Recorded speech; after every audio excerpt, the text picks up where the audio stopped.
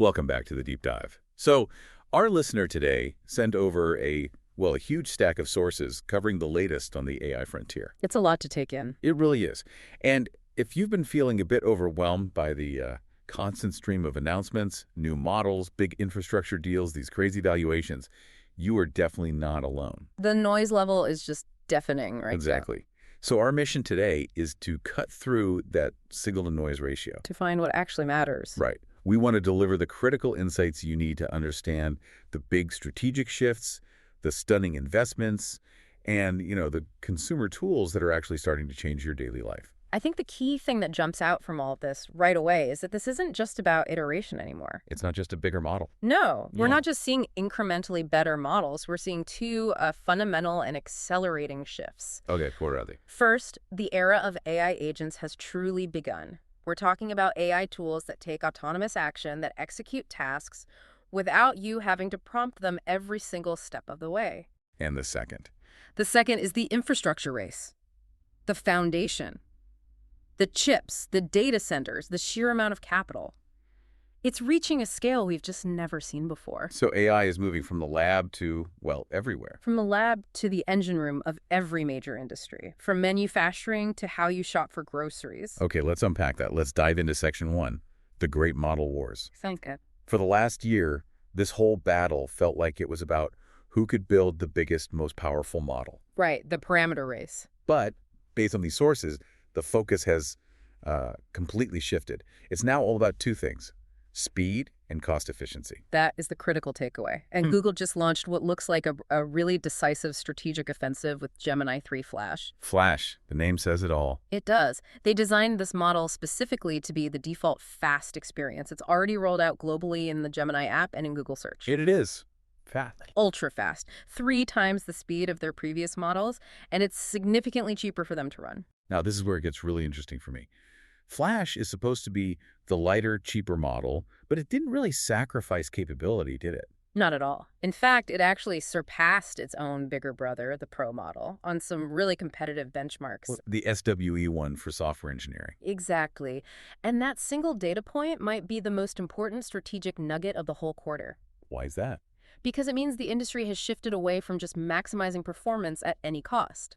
The new game is cost per result. So if a smaller, faster model can beat its bigger, slower sibling. Then the race for pure size is basically over. The race for efficiency has begun. And Google is baking that efficiency right into its productivity tools. Yeah, with that new CC AI assistant. Tell me about that. It sounds like it's designed to summarize everything for you. That's the idea. The assistant uses Gemini Speed to quickly scan all your stuff, your emails in Gmail, your calendar, your Drive files, and then it just spits out a personalized daily agenda, all pre-written. It's using speed to anticipate what you need before you even ask. Exactly. And OpenAI's countermove has been focused more on platform dominance and specialization. Right, with GPT Image 1.5. Yeah. And the crucial detail there, again, is speed. Generation and editing are 4 times faster. 4 times. If you're a professional designer, that is a complete game changer for your workflow. It immediately puts a ton of pressure on Google's own image tools. OpenAI also expanded their whole platform with the GPT 5.2 family. Right, and crucially, they introduced GPT 5.2 Codex. This one is designed for what they're calling long-horizon coding and security analysis. Long horizon coding. What does that mean for you, our listener? It means the AI can manage huge, complex software projects, the kind that span multiple files and need the AI to, hold context over thousands of lines of code. So it's not just writing little snippets anymore. No, it's about solving deep structural programming problems. The pace here is just staggering. Yeah. But all this acceleration comes with a pretty big reality check, doesn't it? A huge one. There was a major audit from Google itself that found something pretty sobering. That no leading AI chatbot, and that includes Gemini and ChatGPT, None of them exceeds 70% factual accuracy. Wait, only 70%. So you're saying a full 1/3 of the responses are still incorrect or misleading or Or just fabricated. Yeah, wow. That is That's terrifying when you think about these things generating code and running business productivity. That 30% gap is huge. It is, and it just underscores the absolute need for human oversight. You cannot take that out of the loop, especially in sensitive fields. Are there any signs of that getting better? Well, yes. We are seeing specialized models emerge to try and fix this. New research points to Grok 4, which seems to be setting a new standard for truthful and cautious AI reasoning. Cautious how? It performs particularly well when it's facing uncertain data. So it suggests that while the big general-purpose models struggle with broad accuracy, you can build specialized ones that are much more reliable. So we've got models that are faster, more efficient, more specialized. But a faster model is only useful if it can actually do something. And that brings us to section 2, the agentic revolution. This is the big shift. Yeah, this is where AI stops being a static tool you talk to and starts becoming a proactive assistant that executes tasks for you.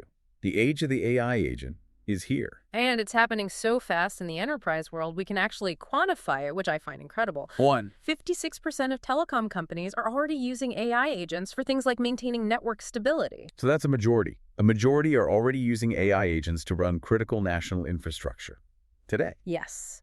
And the economic ripple effects are immense. Look at manufacturing. A company called Rapidus Corporation, they rolled out AI tools that help them halve their semiconductor design time. Have it. And cut costs by 30%. 30% is an enormous number. If you run a manufacturing plant, that changes your entire business model overnight. It really does. Or look at Ancar, a company that secured $20 million to streamline patent filing, claiming a 40% productivity boost with AI agents. And when you connect that kind of efficiency to the job market, what happens? The change is structural. New AI innovations are already moving hiring away from the traditional resume. How so? They're focusing instead on defining the future skills a role will need and then matching candidates based on skill gaps. AI is changing how we even identify value in the workforce. And it's coming directly to us, to the consumer. The battle for the agent in your pocket is heating up. Oh, absolutely. We know Apple is set to unveil a radically upgraded AI-powered Siri at WWDC 2025. It has to be radical just to keep up at this point. Exactly. And Amazon just launched Alexa Plus to compete directly with Google and ChatGPT, trying to get that seamless integration in your home. But the truly agentic part, the real integration, is happening in services, right? Yeah. Where AI moves from just a prompt to an actual physical transaction. Yes, DoorDash is a perfect example. They debuted Zesty for personalized restaurant discovery. But the bigger move was their partnership with OpenAI. What are they doing there? They're embedding grocery shopping and delivery suggestions directly into ChatGPT.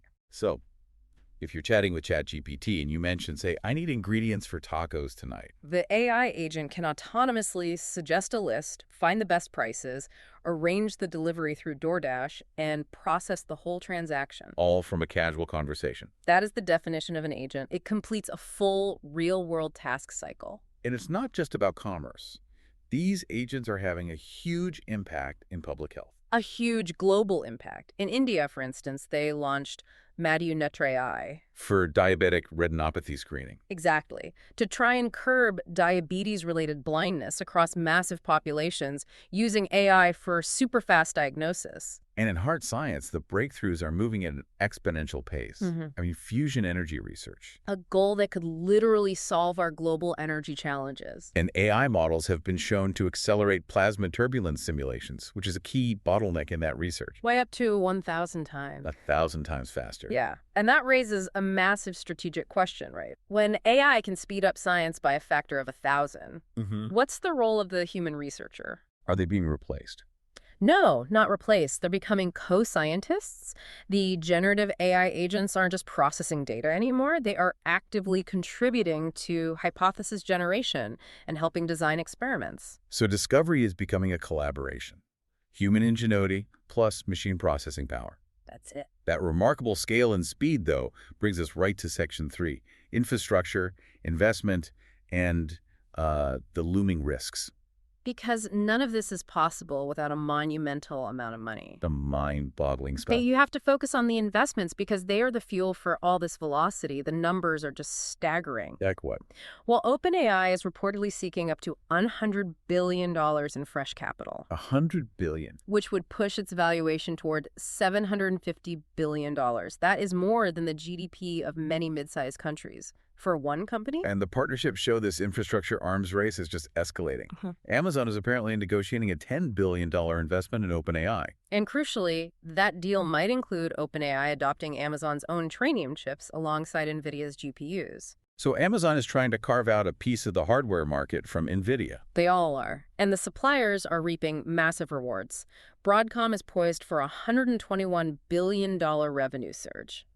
And they're specifically citing their collaborations with OpenAI and Anthropic. This is all about building the custom architecture for these huge systems, like OpenAI's Stargate data centers. Exactly. And the global talent grab reflects that. The former UK Chancellor, George Osborne, was just appointed to oversee OpenAI's global data centers. A huge signal of their push for governmental partnerships. Meanwhile, on the other side, Tencent hired a former OpenAI researcher to lead its new AI infrastructure department. Everyone knows that talent and infrastructure are the choke points. But with this breakneck acceleration and all this capital, the governance and security challenges are escalating just as fast. They really are. The consensus among experts is pretty stark. AI-powered fraud tools are going to fuel a dramatic cybercrime surge by 2026. Criminal agents automating sophisticated attacks. Making detection that much harder for businesses. It's a classic arms race. For every good agent, there's a malicious one. Right. And the defense industry is fighting back. Microsoft Sentinel gained new AI threat detection capabilities. There are new open-source tools like DeepTeam that help organizations, well, fight fire with fire. How? They let you test your own AI models by simulating advanced attacks on them before you deploy them. What's concerning, though, is how quickly the regulatory scrutiny is hitting the consumer side. The FTC. Yes, the FTC is actively investigating Instacart's AI pricing tools. Because of reports that consumers were being charged wildly different prices. Up to 23% more for the exact same items based on what the AI calculated they were willing to pay. And that's the real-world consequence, isn't it? An immediate hit to your wallet based on some opaque algorithm deciding what you can afford. It raises huge questions about fairness and transparency that regulators just can't ignore anymore. And even the internal attempts at safety are under fire. OpenAI's $2 million grant for AI safety research was heavily criticized. Experts called it grant washing. Basically, yeah, they argued that for a company seeking $100 billion in funding, $2 million is just a symbolic gesture. It doesn't allow for truly independent investigation into the societal impacts. And that tension between the massive scale and the inadequate oversight, that really defines the AI frontier right now. It does. I mean, we've seen a fundamental shift this quarter. We've moved beyond just model performance to the integration of truly autonomous AI agents into every system. All powered by just staggering amounts of investment. Right.